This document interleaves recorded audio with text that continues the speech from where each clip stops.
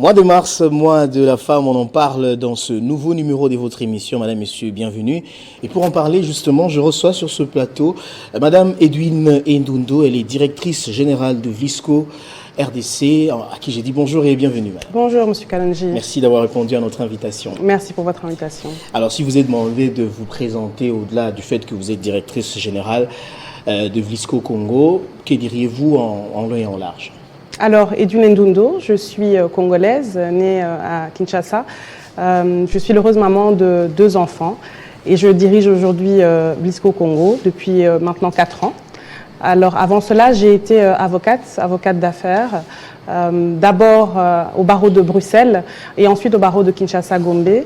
Mais même étant en Belgique, mon souhait a toujours été de revenir au pays. Et par conséquent, ma pratique a toujours été axée sur le droit congolais, sur l'accompagnement des investisseurs congolais en matière de droit des affaires, mais également dans la défense d'entreprises et de l'État congolais en matière d'arbitrage international normalement. Pouvez-vous nous parler de cette transition? Comment vous êtes partie du métier d'avocate et vous vous lancez dans un autre métier? Comment ça s'est fait? Alors effectivement, c'est un énorme changement, c'est un véritable virage à 360 degrés. J'étais donc avocate d'affaires et j'ai accompagné le groupe Vlisco dans différentes affaires concernant leur filiale congolaise. C'est ainsi que j'ai été amenée à les rencontrer et à travailler avec eux. Et au bout de quelques mois de collaboration, ils m'ont proposé de prendre la tête de leur filiale congolaise. Un défi que j'ai accepté de relever, non sans y avoir longuement réfléchi, parce que j'avais également d'autres propositions, cette fois-là dans le secteur du droit. Mais j'ai décidé de relever ce défi et de quitter la profession d'avocat. Je ne le regrette pas.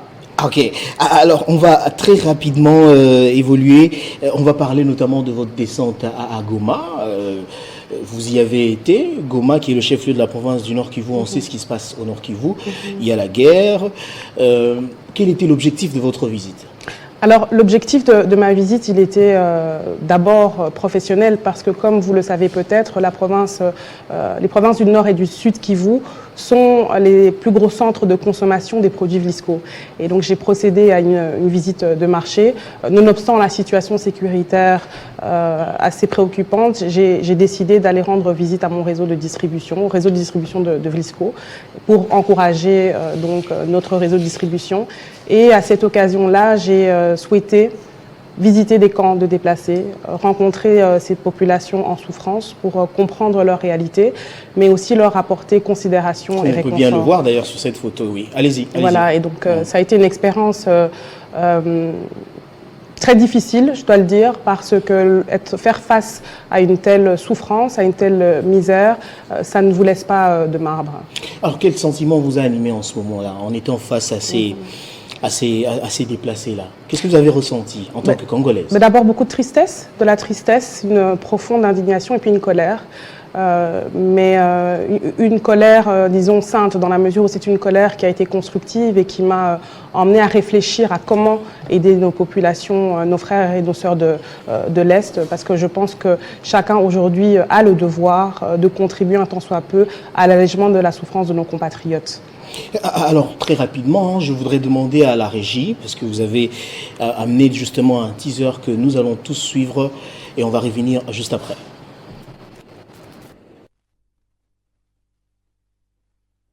Bonjour à tous, c'est votre artiste Inosvi et aujourd'hui je vais partager avec vous un projet qui me tient vraiment à cœur. Vlisco et la fondation Innocent Foundation appellent à la solidarité et à la générosité de tous pour aller soutenir une cause noble. Beaucoup de nos populations sont déplacées à Goma et ils ont besoin de nous. Ils sont en train de vivre dans des conditions inacceptables. Donc, comment participer? C'est très simple. Allez dans tous les magasins distributeurs de pagnes Vlisco et acheter ces pagnes baptisées Wote Pamoja, qui veut simplement dire tous ensemble, et les pagnes aussi baptisées Amani, qui veut aussi dire la paix. Donc, tous ensemble pour la paix, c'est le message que nous voulons passer à travers ces beaux pagnes que nous distribue Vlisco. Donc, en ces moments très difficiles, nous avons besoin de vous tous. C'est nos frères et nos sœurs congolais et congolaises. C'est notre sang et ils ont besoin de nous. Donc rendez-vous dans tous les distributeurs des Vlisco. Merci beaucoup et que Dieu vous bénisse. Ah, on vient là de suivre un artiste très célèbre de notre pays, le jeune artiste, j'ai cité ici Innocent Baloumé, Innos B. Un commentaire? Alors, oui, peut-être contextualiser la collaboration de Vlisco avec Innos B. Donc, en novembre dernier, j'ai assisté à une soirée de gala au cours de laquelle Innos B était présent et en représentant sa fondation, la fondation Innos B, ainsi que sa directrice, Madame Bibiche Dakala. Et j'ai été très touchée par l'implication des précités dans la recherche de solutions actives pour les populations déplacées de l'Est. La Fondation Innos B a déjà agi de manière très concrète. Nous avons vu une cité qu'ils ont construite. Et à ce moment-là, l'équipe Vlisco a décidé donc de soutenir la Fondation Innos B. Nous ne savions pas encore comment nous allions le faire. Il nous a fallu un petit peu de temps pour réfléchir et c'est ainsi que nous avons mis en place cette campagne. Et donc, à chaque achat d'épargne que Innos B nous a présenté, un montant sera reversé à la Fondation Innos B qui, à son tour, va agir et va mettre en place des programmes bien concrets pour les populations déplacées de l'Est. Je rappelle la thématique de cette émission, développement de la République démocratique du Congo, qu'apporte réellement la femme. Je vous ai présenté comme étant directrice générale d'une grande société. J'ai cité ici Vlisco RDC. Que retenir de vos actions au sein de cette entreprise? Alors, je pense que le premier succès que je peux mentionner ici, c'est celui du renforcement donc, de la confiance du groupe Vlisco en la RDC en tant que pays hôte d'investissement. On connaît les problèmes d'attractivité ou de réputation de la RDC en matière d'investissement et je crois que c'est en réalité un défi auquel sont soumis tous les dirigeants de multinationales ici en RDC. Donc c'est quelque chose qu'avec l'équipe Vlisco, nous avons réussi à remporter. Le deuxième succès que je pourrais mentionner ici, c'est au niveau commercial et au niveau de l'expérience du consommateur. Nous avons beaucoup investi dans l'amélioration du parcours client du consommateur congolais et je dois ici féliciter le dynamisme du réseau de distribution de Vlisco qui a investi dans ces efforts-là, c'est-à-dire améliorer les points de vente Vlisco ainsi que l'expérience du consommateur. Bon, on sait très bien que l'œuvre humaine ne manque jamais des limites. Est-ce que vous avez connu quand même un certain nombre de difficultés lorsque vous avez pu entreprendre vos actions et comment vous avez pu relever ces défis-là? Je crois d'abord qu'il faut faire preuve d'un sens de l'observation, il faut comprendre la situation à laquelle on fait face, comprendre les enjeux. Ensuite, je crois que tout leader doit faire preuve d'un sens de l'humilité. On ne sait pas tout, on ne connaît pas tout et il y a souvent autour de nous des personnes qui ont de l'expérience ou de l'expertise nécessaire à la résolution des problèmes auxquels on fait face. Donc je dirais oui, observation, humilité, détermination aussi et consistance dans l'action. Mais consistance ne veut pas dire absence de flexibilité ou de sens de l'adaptation. Je pense aussi, et oui, je dois le mentionner aussi, j'insiste que ma foi m'a beaucoup aidé dans mon parcours professionnel. C'est une très bonne chose. Alors, vous êtes manager. Quel rôle estimez-vous que le gouvernement devrait jouer dans l'amélioration des relations entre le secteur privé et le secteur public ? Alors, un rôle crucial, je l'ai dit plus tôt, la RDC, et les choses commencent à s'améliorer, je dois le dire, la RDC a longtemps souffert d'un déficit réputationnel en matière d'attractivité en ce qui concerne les investissements. Donc, le gouvernement doit s'impliquer très fortement dans l'écoute et le dialogue, je dirais plus qu'une écoute, c'est un dialogue qui doit être mis en place avec le secteur privé. Alors, on a constaté lors des derniers gouvernements qu'effectivement, il y avait une volonté politique réelle d'écouter le secteur privé, de l'entendre et d'essayer de mettre en place des réformes. Ceci étant, ce type de dialogue entre le secteur privé et le secteur public doit nécessairement être organisé, voire institutionnalisé. Parce que les réformes et les changements prennent du temps et ils ne doivent pas dépendre d'individus, mais ils doivent s'inscrire dans des programmes et des institutions bien définies. Très bien, nous sommes en plein mois de la femme, j'aimerais qu'on parle de la femme, femme que vous êtes, une femme leader. D'abord, quelle conception avez-vous de la femme congolaise ? Alors, la conception que j'ai de la femme congolaise, c'est la conception d'une femme digne, d'une femme résiliente, d'une femme indépendante et d'une femme forte.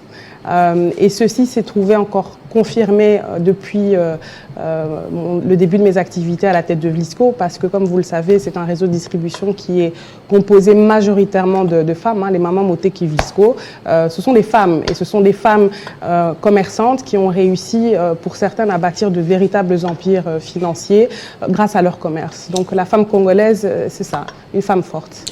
Et en ce qui concerne les droits des femmes, est-ce que vous pensez qu'il y a encore des efforts à faire? Est-ce qu'on a quand même fait plusieurs pas en avant?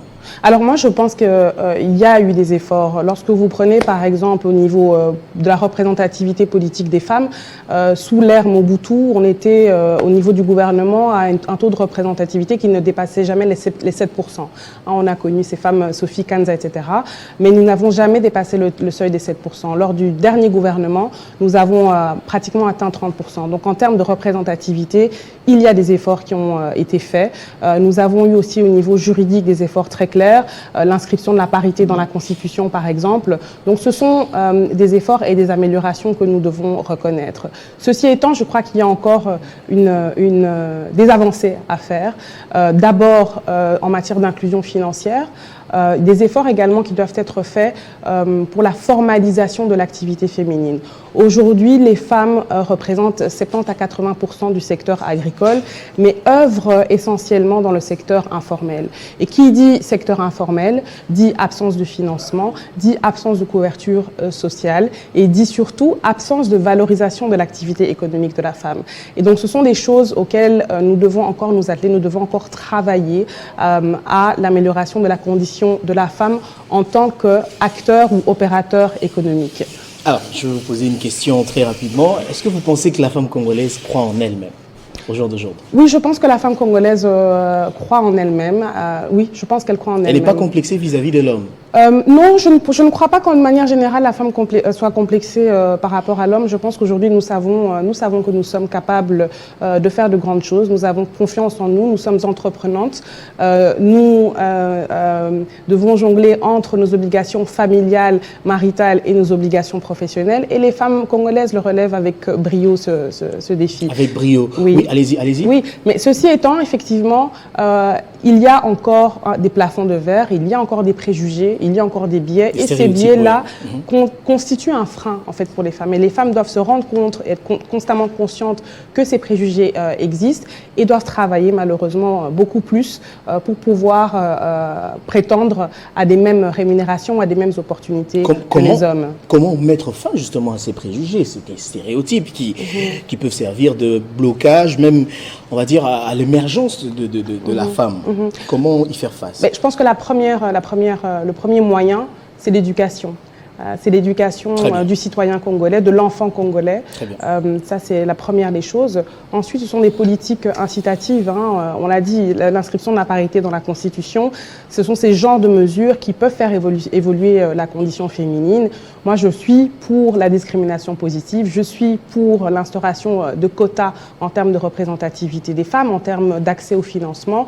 Il faut une discrimination positive pour accélérer le développement et l'accès égalitaire au développement. Alors, la ministre du Genre qui a demandé à ce que ce mois soit célébré dans la méditation, il n'y a pas eu assez de bruit, parce que votre analyse, parce qu'elle a estimé qu'il fallait rendre hommage à cette femme de l'Est qui est violée, à qui on fait du mal. Votre commentaire par rapport à ça? Mais je pense que c'était une initiative tout à fait louable, que nous avons respectée, bien que cette initiative ait pu, dans une certaine mesure, affecter Vlisco, puisque c'était la tenue noire de deuil qui a été conseillée par la ministre du Genre. Moi, je ne peux que féliciter ce genre d'initiative qui nous sensibilise, nous, citoyens congolais, sur la réalité de ce qui se passe dans notre pays. C'est important d'avoir des moments de méditation et de réflexion sur notre pays et sur notre situation. Donc, je ne peux que la féliciter. Et c'est d'ailleurs à la suite de cette initiative que nous nous sommes dit, voilà, le pagne Vlisco, on ne peut pas le porter en ce 8 mars pour célébrer, mais nous allons l'utiliser pour contribuer effectivement au soutien à ces populations déplacées. Donc Très je bien. félicite la ministre du Genre. Alors, le chef de l'État qui a été déclaré champion de la masculinité positive, est-ce que vous pensez qu'au jour d'aujourd'hui, les femmes congolaises ou la femme congolaise bénéficient assez de ce concept, on va dire, Oui, masculinité positive? Est-ce que la femme congolaise en bénéficie? Bon, vous avez évoqué le président Félix Tshisekedi. Je pense qu'au niveau politique, il y a des efforts très concrets qui ont été faits. On a parlé de la représentativité au sein du gouvernement. Il y a des efforts qui ont été faits. Maintenant, c'est au niveau donc, du secteur privé, de l'accès au financement, je l'ai dit, et de l'éducation, de l'accès à l'éducation, que des efforts doivent être faits. Alors, Madame la directrice générale de Vlisco Congo, est-ce que vous pensez qu'au jour d'aujourd'hui, alors que nous célébrons le mois des mars dédié à la femme, est-ce que vous pensez que la femme congolaise est prête à assumer certaines responsabilités politiques? Alors moi, je vais vous répondre par une question. Est-ce que vous pensez que la femme congolaise est moins bien que la femme libérienne ou que la femme de l'île Maurice ou que la femme centrafricaine? C'est moi qui pose des questions. Non, mais tout ça pour vous dire que, évidemment, que la femme congolaise est prête. Et nous avons des exemples dans les États voisins, notamment République centrafricaine. Nous avons eu Shirley Johnson comme présidente du Libéria. Je ne vois pas pourquoi la femme congolaise ne serait pas prête aujourd'hui à le faire. Et peut-être pouvons-nous espérer demain avoir une femme première ministre pour la première fois en RDC. Qui sait? Est-ce que personnellement, vous avez bénéficié de la masculinité positive dont on parle? Bien sûr. Alors j'ai la chance d'avoir un père qui a été visionnaire et progressiste, qui a beaucoup insisté sur notre éducation et sur notre indépendance. Du côté maternel aussi, mon grand-père a été aussi un progressiste qui m'a inculqué l'ambition, qui m'a inculqué l'envie de poursuivre mes rêves. Donc oui, la masculinité positive, j'en ai fort heureusement bénéficié. Voilà qui met fin à cette émission. Si vous avez un dernier mot, un message particulier à adresser à toutes les femmes congolaises qui nous suivent, et même celles qui sont en dehors du pays. Le message que j'ai pour la femme congolaise, en ce mois de mars. En ce mois de mars, en ce mois où le thème du mois de mars cette année, c'est investir dans les femmes. Moi, je crois que nous devons investir en nous-mêmes. J'invite les mamans, les papas à investir dans leurs filles, dans l'éducation de leurs filles. J'invite les femmes congolaises et les femmes africaines en général à croire en elles-mêmes, à travailler sur leur développement, à travailler à l'accomplissement de leurs rêves. Parce que je voudrais leur dire que c'est vrai, il y a des situations ou des moments durant lesquels on doute, on a peur de sortir de cette zone de confort. Mais ce que je voudrais leur dire aujourd'hui, c'est que tant qu'elles n'auront pas accompli leurs rêves, elles ne seront pas en paix. Alors, il y a une question qui m'arrive à l'esprit. Quelles sont les perspectives de Vlisco alors qu'on est en train de terminer l'émission? Alors les perspectives de Vlisco, elles sont très intéressantes. Je ne peux pas malheureusement ici dévoiler toute la stratégie du groupe Vlisco, mais ce sont des perspectives d'amélioration de l'expérience client, des perspectives de croissance et d'expansion, mais aussi de rajeunissement de la marque. Très bien. Merci d'avoir répondu à notre invitation. Madame Edwin Ndundo, je rappelle que vous êtes directrice générale de Vlisco RDC avec vous. Nous avons parlé de la situation dans l'Est, de votre descente dans la ville de Goma, justement pour compatir avec les femmes qui sont victimes de l'agression de la RDC par le Rwanda. Merci d'avoir répondu à notre invitation. Merci à vous pour votre invitation. Voilà qui met fin totalement à cette émission. Je vous remercie de l'avoir suivi de partout dans le monde grâce à TV50.